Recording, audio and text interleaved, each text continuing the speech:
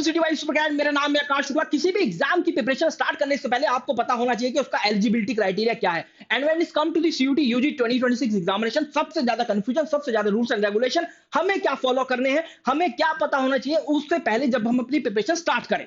तो दोस्तों इस वीडियो के माध्यम से आपको यह बताने वाला हूं कि सीयूटी 2026 का नया एलिजिबिलिटी क्राइटेरिया क्या है, as per the new changes, as per the newly updated examination pattern, आपको क्या क्या बात पता होना चाहिए। और भाई इस चैनल को सब्सक्राइब जरूर कर देना, क्योंकि ये चेहरा आपको दिखता रहेगा। भाई मैंने कसम खाई है कि सीयूटी 2026 के अराउंड इतनी सी भी कोई क्वेरी है जो कि कमेंट सेक्शन के अंदर पूछता है ना, मैं उसका जवाब वीडियो के माध्यम से दे सकूं, उस पर वीडियो बना सकूं, क्योंकि हो सकता है कि आप जैसे बहुत सारे स्टूडेंट हो जिनको बहुत सारा कंफ्यूजन हो। चलिए स्टार्ट करते हैं। सबसे पहला तो education qualification, you must be pass class 12th at least from a single recognise board. ये ध्यान रखना, ऐसा ना हो कि क्लास 11 कहीं से, क्लास 12 कहीं से। तो from a single recognise board आपको क्लास 12 पास होना चाहिए, ठीक है।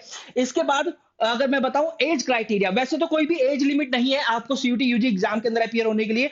इवन मैं भी काफी सारा एज का हो चुका हूं और मैं भी भाई अपियर हो सकता हूं सीयूटी यूजी एग्जाम के अंदर, लेकिन ऐसा नहीं है कि मैं सीयूटी यूजी एग्जाम के अंदर ना अपियर हूं। कोई भी एज लिमिट है, कोई भी एज बार नहीं है। But when it come to the university, जब आप यूनिवर्सिटीज की तरफ जाते हैं तो फिर आप देखते हैं कि भाई इस यूनिवर्सिटी के लिए एज बार है। जैसे दिल्ली यूनिवर्सिटी के लिए एज बार नहीं है, लेकिन बनारस यूनिवर्सिटी के लिए है। शायद 21 या 22 साल मैक्सिमम मांगते हैं, कोर्स टू कोर्स डिपेंड करता है, कहीं 19 या 20 साल भी मांगते हैं मैक्सिमम।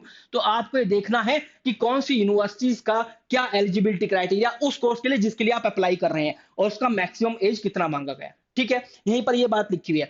और इसके अलावा सीयूटी सब्जेक्ट टेस्ट क्राइटेरिया, भाई 2022 में देखो कैसे चेंज होता है, एनटीए कैसे चेंज करता है। 2022 में 10 सब्जेक्ट आप चूज कर पाते थे, 2023 में 9, और 2024 में 6, लेकिन 2025 में आप 5 सब्जेक्ट टेस्ट चूज कर पाएंगे। 37 ऑप्शंस आपके पास होंगे, 37 सब्जेक्ट टेस्ट होंगे, जिसके अंदर 30 लैंग्वेजेस होंगे, 23 डोमेन सब्जेक्ट्स और एक होगा जनरल एप्टीट्यूड टेस्ट। इनमें से आपको मैक्सिमम 5 सब्जेक्ट टेस्ट चूज करने हैं, मिनिमम की कोई भी सीमा निर्धारित नहीं करी है, चाहे तो आप केवल एक लैंग्वेज दिया हो।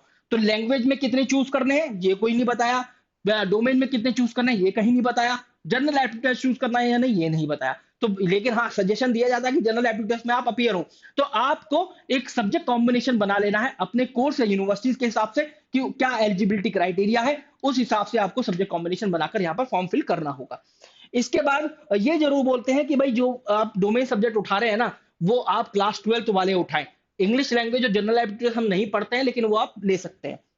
इसके बाद अगर आप सीयूटी यूजी 2026 एग्जाम की प्रिपरेशन कर रहे हैं, if you want us to help you किसी भी चीज में, चाहे वो स्टडी प्लान बनाने में हो या टाइम मैनेजमेंट इशू आ रहा है या सीयूटी एग्जाम का सिलेबस क्या है, पैटर्न क्या है, you want to us to connect with you in solving your these queries, तो guys you can fill up the form, जिसका डिस्क्रिप्शन फीड और पिन कमेंट के अंदर लिंक दिया गया होगा, जाकर फटाफट फिल कर दो। हमारे काउंसलर, मेंटोर, फैकल्टीज आपसे कनेक्ट करेंगे, आपके जो भी क्वेरी है उनको रिजॉल्व करेंगे सीधा one on one, over phone call या फिर जूम मीटिंग। लेकिन हाँ अगर आपको बैच की भी इंक्वायरी चाहिए कि यार बैच है या नहीं, या किस तरीके से प्रिपरेशन करनी है क्लास 12 के साथ, तब भी आप अपना फॉर्म फिल कर सकते हैं, जो कि नीचे दिया गया है जिसका लिंक। अब यहाँ पर हाउ मेनी लैंग्वेजेस और domain subject you can choose, तो अभी मैंने बातों बातों में बताया था कि हाँ 13 लैंग्वेजेस और 23 डोमेन सब्जेक्ट और एक जनरल एप्टीट्यूड ये दिया गया है, लेकिन मिनिमम लैंग्वेज या मैक्सिमम लैंग्वेज की कोई भी सीमा निर्धारित नहीं करी है। तो भाई बच्चे क्या करते हैं, एक लैंग्वेज भी ले लेते हैं, 2 लैंग्वेज भी ले लेते हैं, वो डिपेंड करता है कि आप कौन सी लैंग्वेज ले रहे हैं।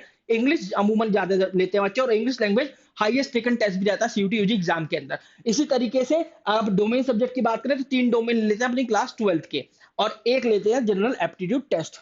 फिर इसके बाद क्रॉस स्ट्रीम ऑप्शन, देखिए सीयूटी यूजी एग्जाम के आने पर अब जो है ऐसा डिसएडवांटेज नहीं होने वाला कि आप अपनी स्ट्रीम स्विच कर रहे हैं।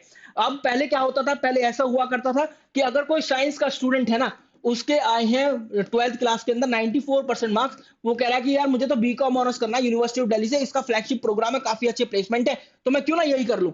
94% मार्क्स यहां पर है, तो उसकी मेरिट कैलकुलेशन में यहां पर 92% या फिर 91.5% कुछ ऐसे मार्क्स कंसीडर करता था यूनिवर्सिटी ऑफ दिल्ली। और यहां पर जो कॉमर्स स्ट्रीम के बीकॉम ऑनर्स वाले बच्चे हैं उनके केवल 90, अगर 94% आए तो 94 के 94 ही कंसीडर करते थे।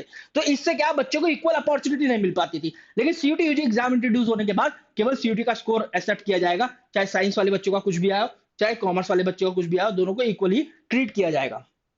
इसके बाद कैटेगरी का रिलैक्सेशन, देखिए क्लास 12 की बात करें, जब बच्चे जो देते हैं सीयूटी यूजी का एग्जामिनेशन, यहां पर कैटेगरी रिलैक्सेशन भी होता है, क्लास 12 के मार्क्स में नहीं मिलेगा, सीयूटी के स्कोर में नहीं मिलेगा, लेकिन जब आप यूनिवर्सिटीज की तरफ जाएंगे अप्लाई करने के लिए, तो वहां पर हो सकता है कि ओबीसी एनसीएल का कट ऑफ थोड़ा कम दिखाई दे, जनरल ईडब्ल्यूएस का थोड़ा सा ज्यादा और जनरल वालों का एकदम ज्यादा, और जो एससी एसटी है उनका सबसे कम। तो ऐसा देखने के लिए मिलता है यूनिवर्सिटी टू यूनिवर्सिटी, डिपेंड करता है कि किस यूनिवर्सिटी का क्या क्राइटेरिया है, ठीक है। इसके बाद यहां पर सबसे इंपॉर्टेंट गैप है ड्रॉप ईयर। देखिए गैप ईयर कोई भी बार नहीं है, लेकिन फिर भी मैं आपको बता दूं, आप चाहे 2022 में ग्रेजुएशन किए हो, 12th किए हो, 23 में किए हो, 24 में किए हो, 25 में किए हो, आप फिर भी सीयूटी 2026 का एग्जामिनेशन दे सकते हैं। लेकिन एक बार आप यूनिवर्सिटीज के एडमिशन प्रोसेस या एडमिशन पॉलिसीज की तरफ जरूर देख लीजिएगा, वहां पर लोग क्या बोलते हैं। जैसे कुछ यूनिवर्सिटीज बोल देती हैं कि गैप ईयर वाले बच्चों को गैप ईयर का सर्टिफिकेट देना जरूरी है, लेकिन कुछ यूनिवर्सिटी जैसे बनारस हिंदू यूनिवर्सिटी बोल देती है कि अगर आपने बनारस हिंदू यूनिवर्सिटी के अंदर एडमिशन लिया है और आपने सेमेस्टर 1 क्वालिफाई कर लिया है, सेमेस्टर 2 के लिए एलिजिबल हो गए हैं, तो फिर आप नहीं दे पाएंगे। अगर आप सेमेस्टर 2 के लिए एलिजिबल नहीं हो पाए हैं, तो फिर आप दे सकते हैं सीयूटी का एग्जामिनेशन, वापस से सेमेस्टर 1 के अंदर एडमिशन ले सकते हैं अगली साइकिल के अंदर। तो एक बार ऐसे यूनिवर्सिटीज आपको देखना पड़ेगा। इसके बाद फिर से मैं बताऊं, आप लोग फॉर्म फिल कर सकते हैं दोस्तों, जो डिस्क्रिप्शन फील्ड पिन कमेंट में दिया गया है इसका लिंक। भाई ये हमने कसम खाई है कि हर एक बच्चे का डाउट हम रिजॉल्व करके रहेंगे, चाहे वो कोर्स रिलेटेड हो, यूनिवर्सिटी रिलेटेड हो, या फिर बैच से रिलेटेड हो। आगे बढ़े तो for how many universities you are eligible, किन किन यूनिवर्सिटीज के लिए एलिजिबल हो। देखो एकमात्र सीयूटी यूजी एग्जामिनेशन देने मात्र से ही आप 45 या 47, 45 या 47 सेंट्रल यूनिवर्सिटीज है एग्जैक्टली अगर बताऊं तो इनके लिए तो आप एलिजिबल हुई, ये मैंडेटरी है इनके लिए। और कुछ स्टेट प्राइवेट और डीम्ड टू बी यूनिवर्सिटीज भी मेंशन है, ऑफिशियल वेबसाइट पर जाकर चेक करना। आप देखेंगे 280 या 288 के आसपास यूनिवर्सिटी जो एट प्रेजेंट सीयूटी का स्कोर के बेस पर एडमिशन ले रही हैं। तो आप केवल सीयूटी यूजी का एग्जामिनेशन देंगे, 288 यूनिवर्सिटीज के लिए एलिजिबल हो जाएंगे। हर यूनिवर्सिटीज में एज एन एवरेज 50-50 कोर्सेज होंगे, ठीक है, 50-50 कोर्सेज होंगे। तो सोचो कितने सारे कोर्सेज के लिए आप एलिजिबल हो जाओगे। और हाँ, ऐसा बोला जा रहा है 2026 तक यूनिवर्सिटी ग्रांट कमीशन की तरफ से कि 320 से भी ज्यादा यूनिवर्सिटीज हो जाएंगी 2026 तक, जो कि इसके स्कोर के बेस पर एडमिशन ले रही होंगी। इसके बाद सीयूटी, क्या सीयूटी एग्जाम देने मात्र से ही आप एलिजिबल हो जाएंगे? ऐसा नहीं है। सीयूटी यूजी एग्जाम एक एलिजिबिलिटी क्राइटेरिया है जरूर, लेकिन आपको यूनिवर्सिटीज के एडमिशन पोर्टल पर जाकर उसके रजिस्ट्रेशन प्रोसेस का हिस्सा बनना पड़ेगा, उसकी एडमिशन प्रक्रिया का हिस्सा बनना पड़ेगा। मतलब आपने सीयूटी का एग्जामिनेशन दे दिया, फिर आप जाएंगे एडमिशन पोर्टल पर। किसका एडमिशन पोर्टल? उस यूनिवर्सिटी का जिसमें आप एडमिशन लेना चाहते हैं। अब इसके एडमिशन पोर्टल की जो जो शर्तें होंगी, जैसे जैसे प्रोसेस होगा, वो आपको फॉलो करना पड़ेगा, तब आपका एडमिशन होगा, ठीक है। और अगर आपने यहाँ यूनिवर्सिटी 1 का अलग एडमिशन पोर्टल, 2 का अलग, 3 का अलग, 4 का अलग, माना 4 यूनिवर्सिटी का एडमिशन प्रोसेस में आप हिस्सा लेना चाहते हैं, फिर जिसमें भी आपका एडमिशन हो जाए आपके सीयूटी के स्कोर के हिसाब से। फिर इसके बाद can you use your CUT 2025 score for admission in 2026?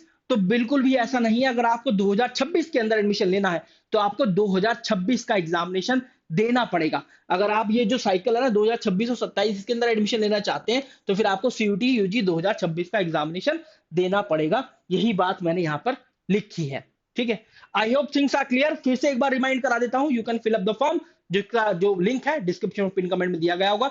Channel को सब्सक्राइब कर लेना, फॉलो कर लेना भाई हमारे चैनल को, क्योंकि आपको हम बताने वाले हैं सीयूटी यूजी एग्जाम से रिलेटेड सारी सारी जो इंक्वायरी होती है आपकी, उनको वीडियो के माध्यम से। और हाँ, कमेंट सेक्शन में जरूर सजेस्ट कीजिए कि नेक्स्ट वीडियो किस टॉपिक पर चाहिए, और कमेंट से ही हम लोग वीडियो बनाते हैं। Thank you.